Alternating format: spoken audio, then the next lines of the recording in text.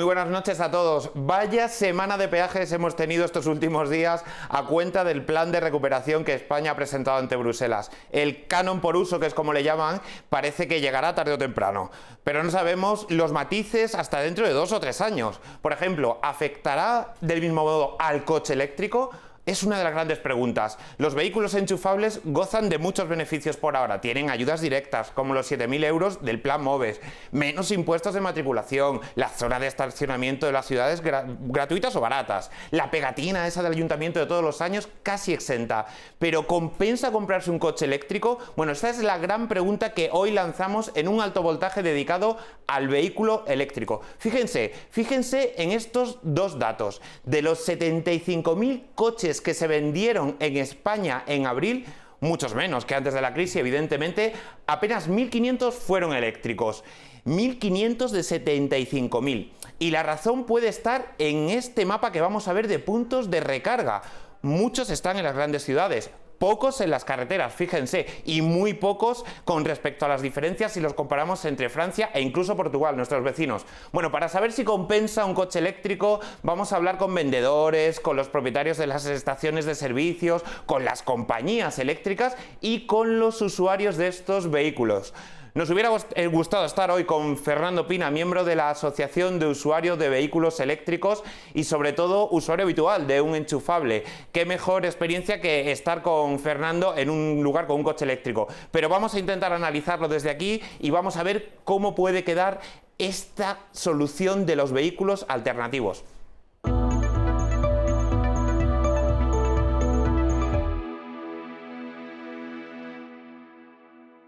Bueno, Fernando Pina, miembro de la Asociación de Usuarios de Vehículos Eléctricos AV y consumidor, digamos, de coche eléctrico. Muy buenas noches.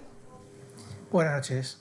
Buenas noches, Fernando. La primera pregunta es que es esencial y se la hacen todos los consumidores o todos los compradores de vehículos que ahora mismo van a un concesionario. ¿Merece la pena comprarse un vehículo eléctrico en estos momentos, tal y como está toda la red en España? Bueno, bajo mi experiencia, desde luego, sí o sí. Yo hace 6 años que decidí comprar un vehículo eléctrico. Lo hice por motivos quizás más ecológicos que otra cosa, pero luego te das cuenta cuando lo usas las grandes ventajas que tiene el vehículo eléctrico. No solamente porque no contamina, que sí es muy importante, sino porque al final, aunque es caro cuando lo compras, es muy barato, mucho más barato en la operación. No hay casi mantenimiento, evidentemente el combustible es 10 veces más barato que la gasolina o el gasoil, y luego la conducción pues es totalmente diferente. El que tiene un vehículo eléctrico ya no quiere volver a un vehículo de combustión, un vehículo fósil.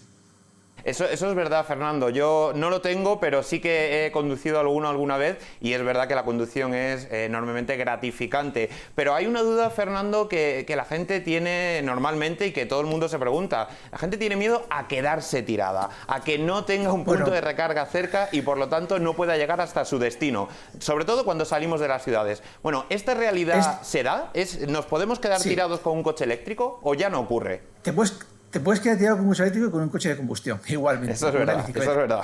Eso no es un tema importante. Lo importante es que hace 6 años, cuando yo compré el coche, cuando muchos predecesores míos, hacía más 10 años incluso que tenían ya coche eléctrico, no había red de carga en España. Era una aventura viajar fuera de las ciudades. Y yo lo hacía cuando no había red de carga, a base de buscar sitios donde poder conectar. Hoy en día ha cambiado muchísimo y mucho más que va a cambiar y que tiene que cambiar. Cuando yo compré el coche, no había, yo hacía mucho el recorrido Madrid-Alicante, no había ni un solo punto de carga entre Madrid y Alicante. Ahora está lleno de cargadores rápidos y cada vez se están montando muchos más.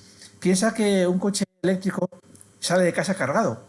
Tú te levantas por la mañana, lo tienes cargado al 100% para salir del viaje y harás una parada a lo mejor a mitad de camino a las 2 o 3 horas, que puede ser de 20 minutos, de 10 o de 30. Lo habitual, digamos. También hacías antes con el vehículo de combustión. Yo también cuando iba a Alicante paraba a los 15 minutos, o tomaba algo, un café, o iba al cuarto de baño, lo que fuese. Ahora lo hago, pero cargo. ¿Por qué? Los coches hoy en día tienen autonomías que en carretera pueden ser superiores a los 400 kilómetros. Eso quiere decir que un viaje de 500 sales cargado, a los 250 o 300 paras 10 minutos, 15 minutos en cargadores rápidos o súper rápidos y ya llegas al destino con suficiente energía como para poder andar y cargar al llegar. Es decir, ha cambiado mucho el planteamiento. Y pensemos también que el 90-80% de los recorridos suelen ser inferiores a 400 kilómetros al día. ¿Quién hace 400 kilómetros cada día? Muy poca gente, ni siquiera los taxistas a veces.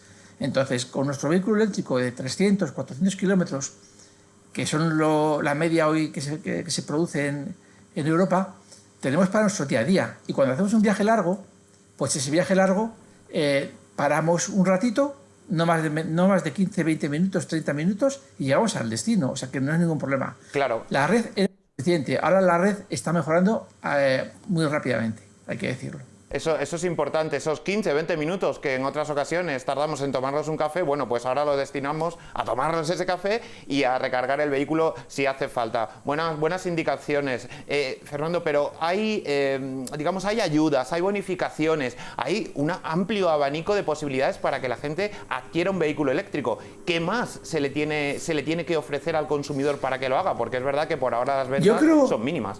Yo creo que el principal es el desconocimiento. Hay un desconocimiento de lo que es un vehículo eléctrico, de las ventajas que tiene y de cómo se viaja. Viajar hoy en día ya no es casi un problema. Hay algunas zonas, a lo mejor de Galicia, que está todavía que falta llegar, pero las zonas importantes de España, las grandes radiales, las zonas del corredor mediterráneo, están bastante cubiertas y en un año o dos van a estar más que cubiertas. Entonces, ¿qué ocurre? Que la gente no se decide porque se cree que se va a quedar tirado con un coche de eléctrico. Y yo me he quedado tirado con un coche de gasolina. Y yendo a Alicante no encontré ninguna gasolinera abierta a las 2 de la mañana y me quedé tirado y vino la grúa. Es decir, que eso realmente antes había que planificar mucho. Hoy en día planificar ya no es tan importante. Pero de aquí a 2, 3 años el cambio va a ser radical. Solo hay que ver Europa. Europa ha crecido muchísimo. Y si nos miramos en Europa, seguiremos el camino de países como... Voy a decir Portugal, porque Portugal es uno de los países con mayor desarrollo del vehículo eléctrico y de la red de carga. Por supuesto, Francia, Alemania, Inglaterra, Holanda, ya ni qué decir, y Noruega ya es un caso extremo de carga de vehículos eléctricos en funcionamiento.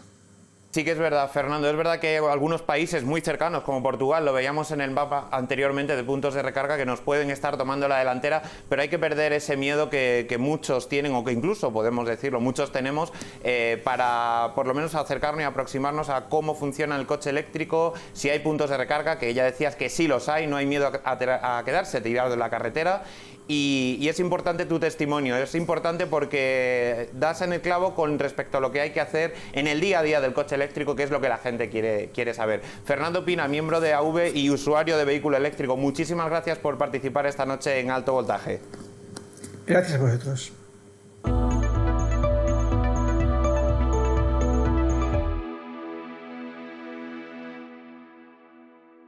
Bueno, pues seguimos en esta noche con Juan Virgilio Márquez, él es portavoz del Foro para la Electrificación. Juan Virgilio, buenas noches. Hola, buenas noches, ¿cómo estáis?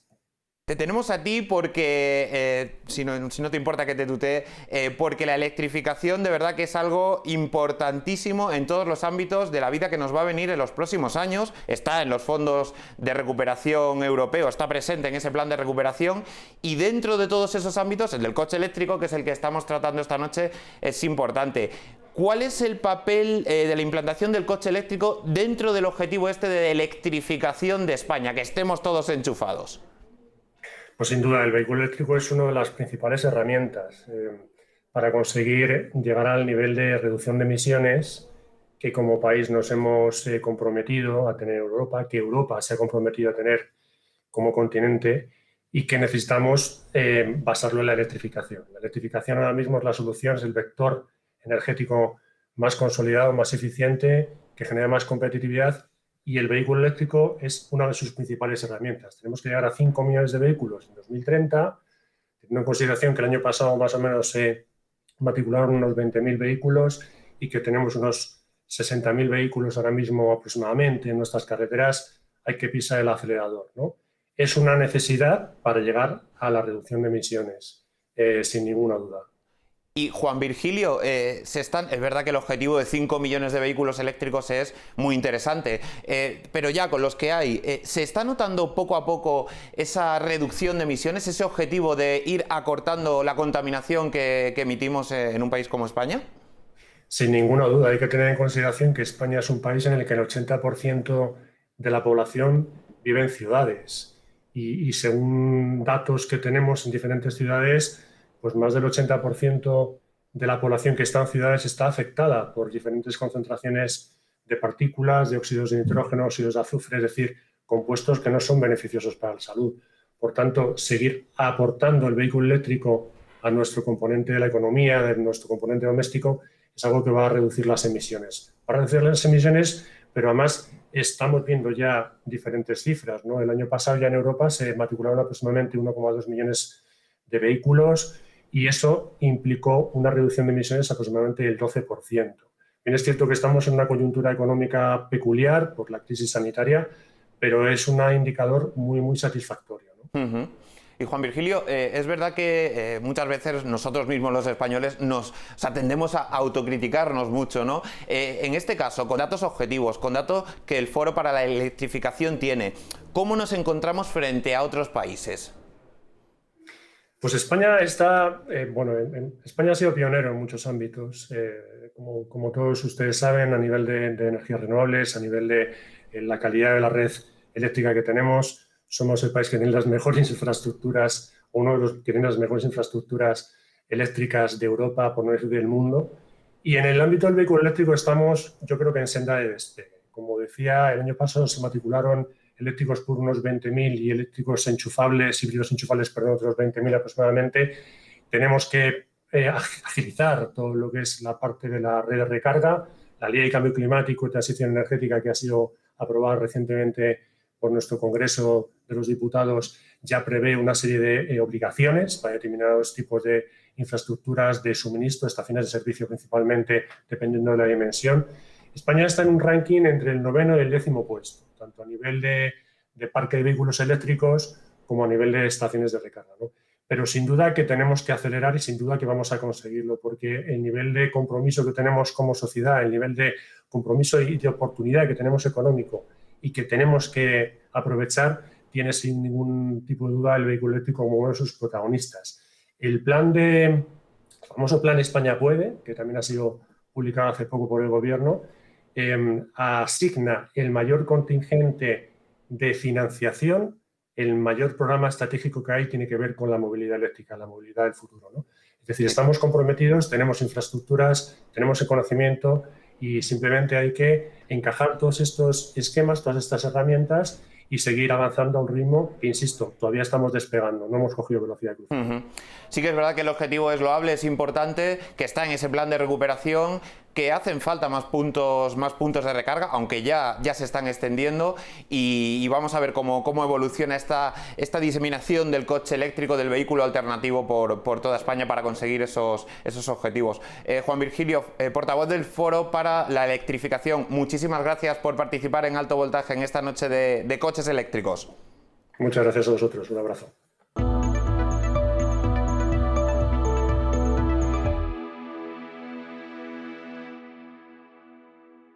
Bueno, y para comprar un coche, evidentemente, por mucho que puedan cambiar las cosas y por mucho que la digitalización está haciendo, sobre todo después de este último año de pandemia que nos ha tenido buena parte de los meses metidos en casa, hay que ir al concesionario, hay que dejarse asesorar por los profesionales de esos puntos de venta que están por toda España y que también tienen cada vez más modelos eléctricos, los que van aportando sus marcas. Para eso vamos a hablar ahora con Gerardo Pérez, con presidente de Faconauto, la patronal de los concesionarios de toda España. Gerardo, muy buenas noches. Hola, buenas noches. ¿Qué tal? Gerardo, te quería preguntar, lo primero, es verdad que aún son pocos los vehículos eléctricos puros, es verdad que híbridos, de otras alternativas sí que van poco a poco aumentando, pero los que son eléctricos puros son pocos todavía los que se venden, lo veíamos antes, en abril poco más de 1.400 frente a 75.000 de todos los modelos posibles. ¿Qué ha hecho la crisis? ¿Esto ha provocado un avance del vehículo eléctrico? ¿Lo ha paralizado? ¿Cómo se encuentran en este momento las ventas de los coches coches eléctricos, vosotros que estáis ahí en el día a día y a pie de calle con los consumidores?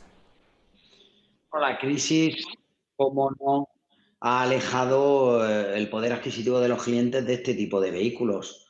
Fundamentalmente porque son vehículos con una tecnología muy superior, son vehículos que en el caso del híbrido enchufable combinan dos tecnologías, la de combustión y la eléctrica, y en el caso de los eléctricos todavía no hay economías de escala en su fabricación, con lo cual son todavía coches que tienen un precio algo más elevado o en algunos casos sustancialmente más elevado que los vehículos de combustión. Nosotros pensamos que los vehículos de combustión eléctricos, está claro, son el futuro. Lo que también decimos es que debemos de darle tiempo. Ahora mismo estamos hablando de nuevas legislaciones, como oíamos hace un momento. Estamos hablando de implantación de infraestructura de recarga. Estamos hablando también de nuevos modelos que van saliendo cada vez con más autonomía. Y es lógico que esto va a llevar un proceso que en algunos casos puede ser lento y que tenemos que tener paciencia. Hoy es algo menos del 2%, pero es cierto que se van produciendo crecimientos interesantes cada mes. Gerardo, yo sé que esto es una demanda que tenéis todo el sector en general, pero desde Faconauto en particular, por eso que os decía que vosotros estáis ahí a la vuelta de la esquina en cada punto. ¿Hacen falta más ayudas para la adquisición de vehículos? Vehículos, por supuesto, que sean eléctricos, pero también hablamos de vehículos que no contaminan tanto como los de antes, vehículos de combustión que no contaminan tanto los que se fabricaban hace 10, 15 o 20 años, para remover el mercado y para que esto vaya hacia adelante, ahora que parece que con el tema de las vacunas vamos saliendo poquito a poco de la crisis. ¿Hace falta más ayudas en todos los casos?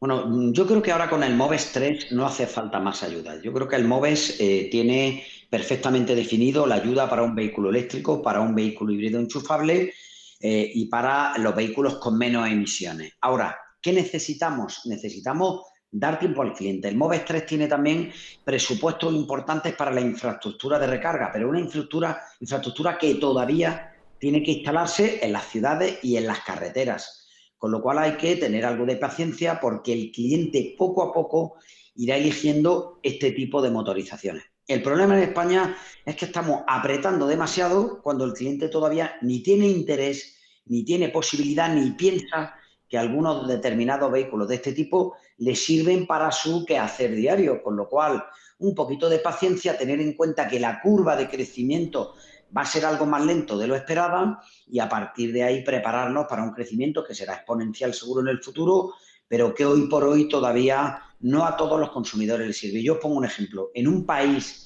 donde hay 16 millones de vehículos con más de 10 años, es decir, vehículos que ya prácticamente no valen nada, y cuando el cliente tiene ese tipo de vehículos, porque en algunos casos no puede cambiarle por uno nuevo, pensar que de pronto vamos a hacer una traslación de cliente a un vehículo eléctrico que vale entre 8 y 10.000 euros más que un vehículo de combustión es muy complicado de pensar. Con lo cual, la ayuda es suficiente, la infraestructura de recarga totalmente insuficiente, pero con el plan MOVES mejorará y darle tiempo a este tipo de infraestructuras que seguro que serán el futuro, pero que hoy el automóvil vive del 98% de los vehículos que se venden, que son, como tú bien dices, motores de combustión que en algunos casos contaminan infinitamente menos que un vehículo antiguo.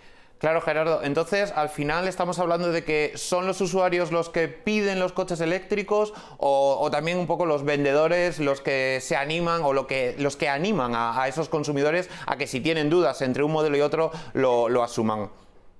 Hombre, nosotros estamos haciendo una labor, está claro, de explicar al cliente las ventajas que tiene hoy tener un vehículo eléctrico, un vehículo bien enchufable, porque indudablemente tiene ventajas. Es decir, un consumidor que utilice el vehículo en ciudad y que lo utilice además en un kilómetro razonable, 50, 60, 70 al día, que es muy raro que un cliente normal haga más kilómetros, un vehículo eléctrico por supuesto que le sirve y además tendrá un ahorro en combustible importante. Pero se está produciendo un efecto de empuje de estos vehículos, de las marcas hacia el concesionario, que en algunos casos nos vemos obligados a matricularlo, pero también del concesionario al cliente, que da lo que da, es decir, no da más, no da más. Y cuando un cliente quiere un diésel o quiere un gasolina o hace kilómetros o tiene que desplazarse de Andalucía a Galicia o de Galicia a Madrid a menudo o 4 veces al año, pues te dice que el vehículo eléctrico todavía no le sirve, con lo cual pensamos que tiene un recorrido importante, pero no tiene el recorrido que en algunos casos los políticos piensan que puede tener, y ahí es donde nos encontramos los concesionarios como último eslabón de la cadena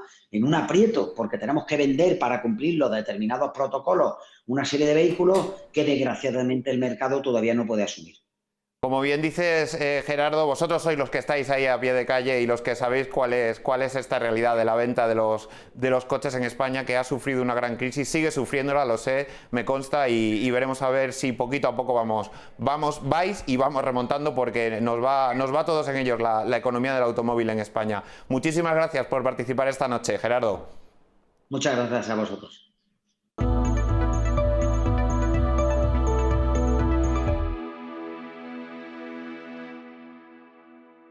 Bueno, y hemos visto el testimonio de un particular, pero un particular que sabía mucho, como Fernando Pina, sobre el coche eléctrico. Hemos hablado del foro de la electrificación, la necesidad de estar enchufados en todas partes. Hemos hablado también, acabamos de hacerlo, con Gerardo, con el presidente de Faconauto, que son los concesionarios y que saben qué es, dónde se vende y cómo se venden los vehículos eléctricos. Bueno, ¿y qué otra pieza nos falta? Nos faltan varias, pero ¿qué otra pieza es importante en este laberinto del vehículo eléctrico, del vehículo alternativo? Bueno, pues lo hemos hablado desde el principio, los puntos de recarga. Cada vez hay más. Es verdad que si nos comparamos con otros países, bueno, vamos poco a poco, pero sí se va ampliando esa red de lugares, de estaciones de servicio, de electrolineras, como mucha gente los llama, para poder, digamos, recargar el vehículo y seguir con nuestra andadura. Para ello contamos esta noche también para comentarnos cómo está funcionando ese sistema de red de puntos de recarga con Carlos Bermúdez, gerente comercial de movilidad de Repsol. Bueno, es una de las grandes compañías, desde luego la que más puntos tiene en toda España, porque precisamente tiene una historia por detrás muy, muy profusa en todo lo que tiene que ver con la atención directa al cliente. Buenas noches, Carlos. Muchísimas gracias por participar en este programa especial dedicado al vehículo eléctrico, y gracias a Repsol por hacerlo también. Hola, buenas noches y muchas gracias a vosotros por la invitación. Carlos, quería preguntarte, porque esto la gente lo quiere tener muy claro. ¿Cuántos puntos de recarga tiene, por ejemplo, Repsol ahora mismo instalados? ¿Cada cuántos kilómetros hay uno? Yo sé que hay muchas diferencias entre ciudades y distancias largas. ¿Y cuál es la duración habitual de las recargas para los actuales y los futuros propietarios de coches eléctricos? Bueno, vamos a ver. Repsol, como empresa multienergética que es, está presente en todas las alternativas energéticas para la movilidad. En el caso concreto de la movilidad eléctrica, Repsol lleva más de 10 años presente en este sector. Actualmente tenemos una de las redes de recarga más relevantes que existen en toda España. Esta red de recarga está compuesta por más de 300 puntos de recarga de acceso público, de distintas tipologías, de distintas potencias, en distintas zonas geográficas que garantizan un poco la capilaridad de estos puntos de recarga por toda España. Y, bueno, de hecho, Repsol es el líder en instalaciones de carga rápida de 50 kilovatios en estaciones de servicio en España. Fuimos los primeros en instalar una estación de carga ultra rápida de sus características en toda la península ibérica en el año 2019, en una estación de servicio de la provincia de Vitoria. Y digo única de sus características porque estaba compuesta por 4 puntos de recarga que permiten entregar hasta 350 kilovatios de potencia por cada uno de esos 4 puntos de recarga, ¿no? Unos meses después inauguramos la que entonces se convirtió en la estación de carga ultrarrápida más potente de toda Europa, compuesta por 4 puntos de recarga de hasta 400 kilovatios de potencia. Teniendo en cuenta estos niveles de potencia de los que estoy hablando y el despliegue de estaciones de carga ultrarrápida que Repsol está haciendo, los tiempos de recarga de un vehículo eléctrico se empiezan a asemejar a los tiempos de repostaje de los vehículos con combustibles tradicionales. En función del tipo de vehículo eléctrico, podríamos estar hablando ya de entre 5 y 10 minutos con estas tecnologías de carga ultrarrápida. Pues son, Carlos, muy interesantes esos datos. Lo hemos hablado en algún momento del programa. Incluso lo que daría tiempo a tomarse un café, un bocadillo o un pincho mientras se recarga el coche. Esto cambia mucho el panorama, ¿verdad? También te quería preguntar, porque esta es otra duda que tiene muchos consumidores. ¿Repsol habilita, por ejemplo, los puntos de recarga en los garajes, ya sean comunitarios o unifamiliares? Sí, a ver, el objetivo de Repsol en el ámbito de la movilidad eléctrica es garantizar el suministro de energía para el vehículo eléctrico allá donde el vehículo recargue, ya sea en casa, en el domicilio particular, ya sea en la empresa, ya sea en los puntos de recarga de acceso público, como comentaba anteriormente, esos más de 300 que tenemos a día de hoy, pues instalados en estaciones de servicio, en centros comerciales, en la propia vía pública, etcétera. Y centrándonos en el caso concreto de los particulares, lo que Repsol está ofreciendo es una solución integral, llave en mano, que incluye tanto la instalación del punto de recarga, el suministro del propio punto de recarga, el mantenimiento y la electricidad 100% renovable con certificado de origen. Como muchos de los telespectadores saben, Repsol ya está en casa de los clientes con la tarifa eléctrica para el hogar de la compañía, y todos los usuarios de vehículo eléctrico que contraten esa tarifa eléctrica para el hogar de Repsol se beneficiarán de un 50% de descuento en todos los puntos de recarga de Repsol, de la red que comentaba anteriormente, más una carga adicional gratuita al mes, ¿no? Adicionalmente a ese 50% de descuento que comentaba anteriormente. Por lo tanto, se está creando, digamos, una sinergia no solo en determinados lugares, sino en todo lo que tiene que ver con la tarifa, lo que tiene que ver con la instalación en los hogares y en los puntos esos de recarga de las carreteras. Es interesante. Eso pasa un poco por ofrecer una solución tanto en casa como en ámbito público que garantice ese suministro de energía. Sí. Hablabas de unos 300 puntos de recarga, si no he entendido mal, unos 300 puntos de recarga público en toda España. ¿Qué expectativas de futuro tiene Repsol en este sentido? Porque imagino que los objetivos es de ampliar esta red, ¿no? Bueno, recientemente Repsol ha presentado su plan estratégico para el periodo 21-24. Es un plan estratégico que incluye que el 30% de las inversiones que haga Repsol en este periodo van a ser inversiones en iniciativas bajas en carbono, ¿no?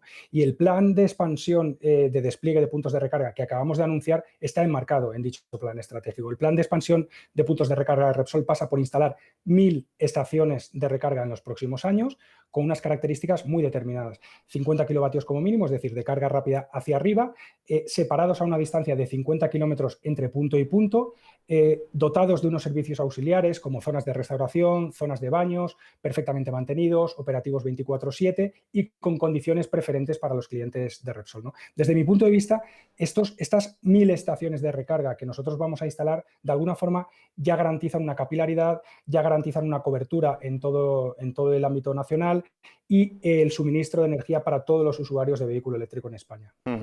Es importante ese dato del millar de puntos, un objetivo que se plantea la compañía, porque estos datos son los que al consumidor al final o le impulsan o le retraen a la hora de adquirir un vehículo eléctrico. Es verdad que está el precio, las ayudas, pero que haya puntos de recarga y saber dónde están o cuál va a ser esa ampliación es interesante. Carlos Totalmente. Bermúdez, gerente de movilidad, gerente comercial de movilidad eléctrica en Repsol. Muchísimas gracias por participar esta noche en Alto Voltaje. Muchas gracias a vosotros y buenas noches.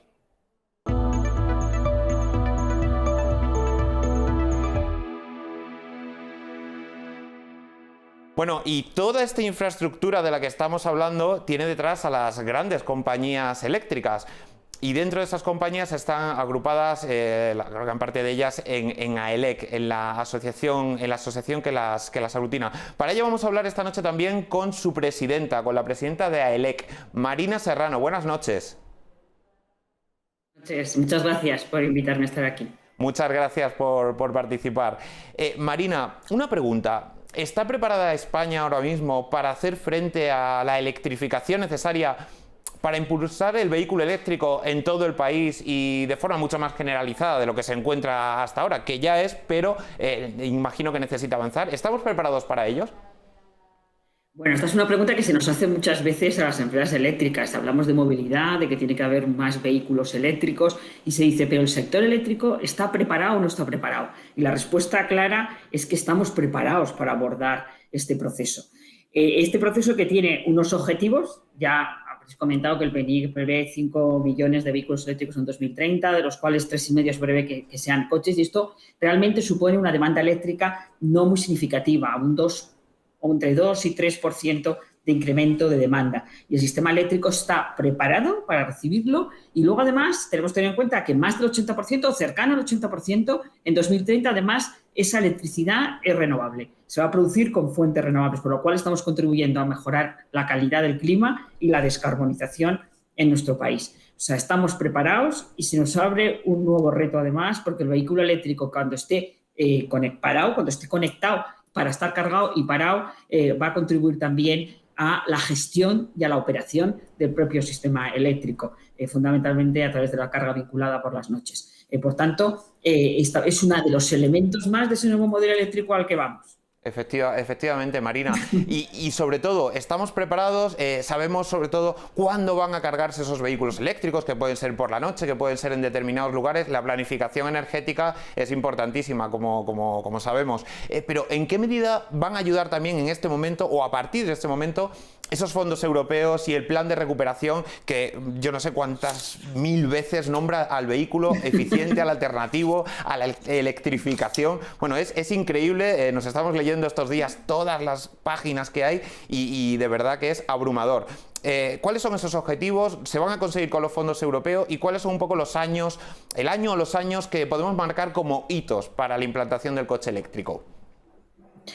Bueno, los fondos europeos realmente constituyen y van a permitir acelerar todo el proceso de descarbonización. Pensemos que ha fijado como uno de sus ejes la transición ecológica y que el 39% se va a destinar a casi 40% a transición ecológica y a digitalización. Y dentro del plan de recuperación, transformación y resiliencia, que va a tener ese impacto inmediato, se fija 13.200 millones dedicados a la estrategia de movilidad, que la estrategia de movilidad sea sostenible, es una de las políticas tractoras que se ha fijado para ello. Por tanto, creemos que es un punto de inflexión la llegada de estos fondos para poder extender ese uso y avanzar en esa movilidad. Las empresas eléctricas, las empresas de AELEC han presentado unos proyectos en relación a los fondos en torno a 50.000 millones de euros dirigidos a varios aspectos, renovables innovadoras, redes inteligentes, rehabilitación de edificios y también hidrógeno renovable, almacenamiento, pero también muy importantes, 25 proyectos, 3.600 millones dedicados a la movilidad sostenible. Y no solo a la movilidad eléctrica a puntos de recarga, que es uno de los puntos de inflexión que señalabas, que haya puntos de recarga suficientes para que el consumidor sepa que puede recargar, sino también dedicado estos proyectos a la electrificación de autobuses urbanos, interurbanos, a transporte pesado y también a la recarga a lo largo de las vías urbanas y esos 3.600 millones de euros. También hay que pensar en el transporte que no pueda ser electrificado y por lo tanto hay numerosos proyectos que se dedican también al hidrógeno verde presentados. Hay, por tanto, estos proyectos tienen que culminarse antes del 26, pero pensamos que hasta el año 23 puede haber una importante inyección y un importante cambio en relación con la movilidad sostenible como consecuencia de estos fondos, para poder cubrir esos objetivos de reducción de emisiones en el año 2030 que prevé el propio PNIEC. Marina, y esto es importante, todo lo que tiene que ver con los planes del gobierno, de la Unión Europea, con la electrificación, pero al final, no sé si vosotros desde AELEC, desde la Asociación de Eléctricas, percibís un cambio en la sociedad, ¿no? Que al final es quien tiene que, la sociedad, me refiero a los particulares y a las empresas, que son quienes tienen al final que optar por comprar un vehículo eléctrico, un vehículo alternativo o seguir con otros vehículos de combustión que son muy eficientes, es verdad, pero que evidentemente el cambio es importante. ¿Percibís ese cambio de mentalidad, esa nueva forma de ver la sociedad en general y el transporte en particular?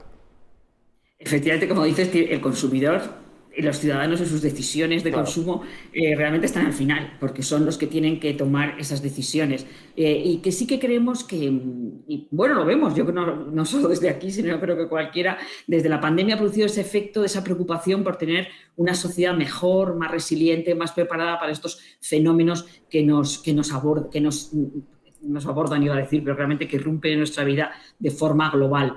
Y uno de estos fenómenos, la sostenibilidad, es la descarbonización, es el convencimiento de que hay que actuar ya medidas contra el cambio climático. Para ello, yo creo que el consumidor sí que está cada vez más concienciado y quiere tener soluciones en sus hábitos de consumo verdes y sostenibles. Y una de ellas es la movilidad y una de ellas es el transporte.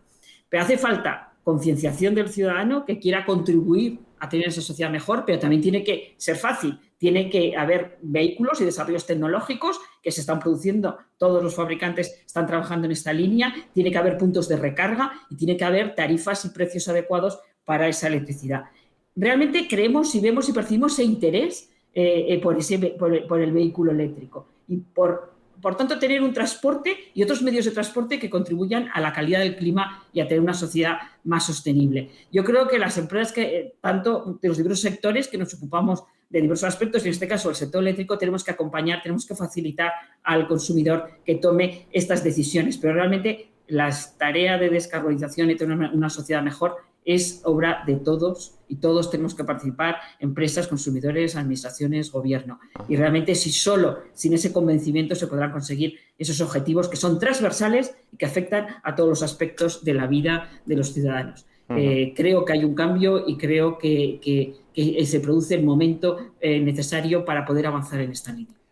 Como decías bien, Marina, pues hay que unir demanda con puntos de recarga y con tarifas, ayudas, precios, en fin, son las tres variables que van a hacer el triunfo del coche eléctrico en los próximos años, evidentemente, porque no podemos pasar tampoco de un día para otro a una situación tan diferente, pero poco a poco yo creo que lo vamos a lograr como país. Marina Serrano, presidenta de AELEC, la Asociación de las Eléctricas en España, muchísimas gracias por participar esta noche, de verdad. Nada, muchísimas gracias, encantada. Un saludo a todos.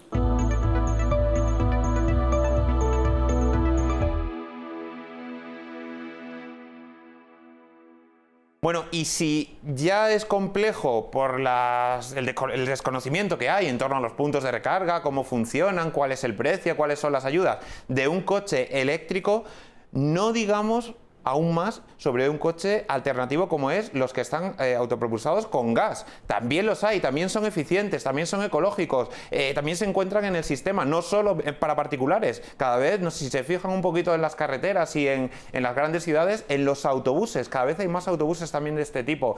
Bueno, pues para hablar de este otro tipo de vehículo alternativo que también está enfocado dentro del plan de recuperación y que también veremos cada vez más por nuestras calles y carreteras, vamos a hablar con Pedro Silva, CEO y fundador de Bigas. Pedro, buenas noches. Buenas noches.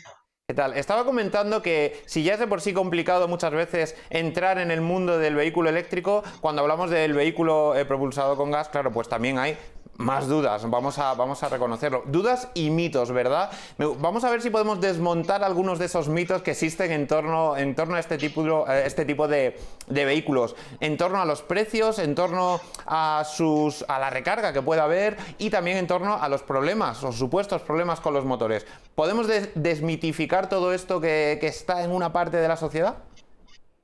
Pues por supuesto que sí, José María, sobre todo hablando en términos de transporte.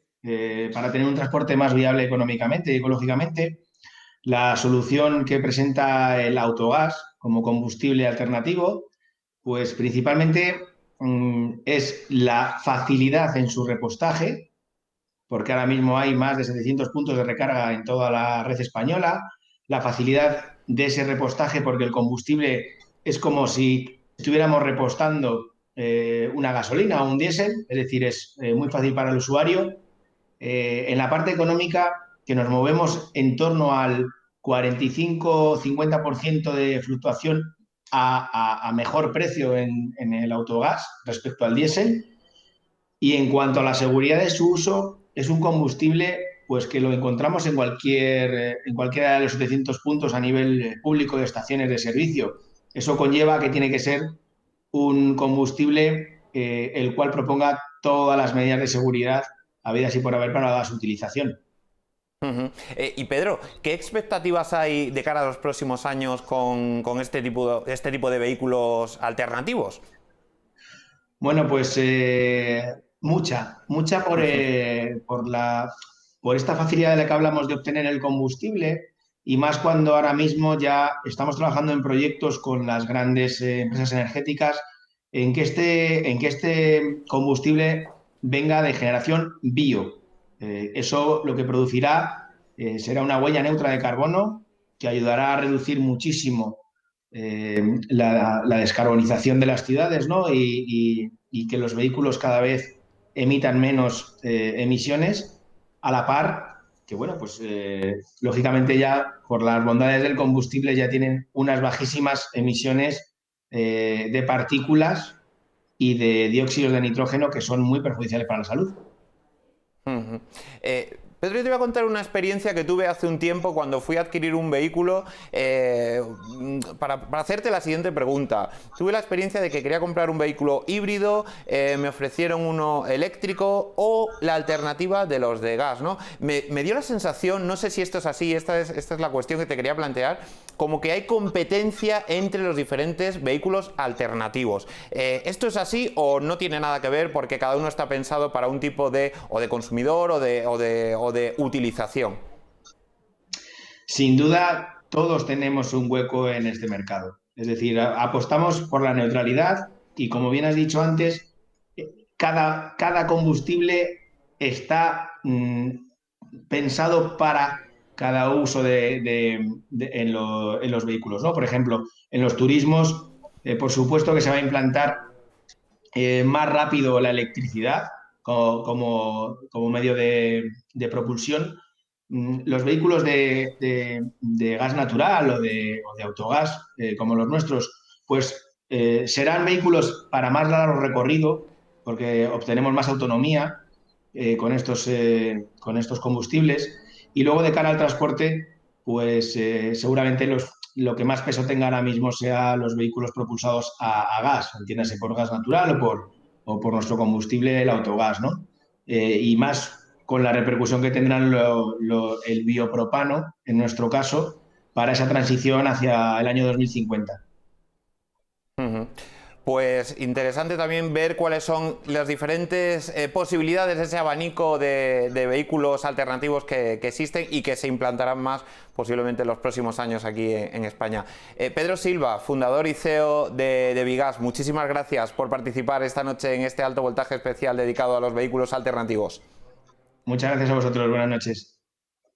Bueno, pues después de hacer este recorrido por los puntos de recarga, por los concesionarios, por las eléctricas, por lo que dicen los consumidores que están utilizando los vehículos eléctricos, nos vamos a despedir, nos vamos a volver a despedir con este mapa. Este mapa lo dice todo, es el mapa de puntos de recarga que existe ahora mismo en toda España. Hay muchos, se van aumentando poquito a poco y lo van haciendo exponencialmente. Es verdad que si nos fijamos en Francia o en Portugal, todavía vamos un poquito por detrás, pero los planes están ahí, los precios también, la forma de la recarga también se la hemos explicado y todas las alternativas en su uso. Vamos a ver qué ocurre con el coche eléctrico en los próximos años, porque su utilización va a ser fundamental para los objetivos medioambientales y energéticos que tenemos como país.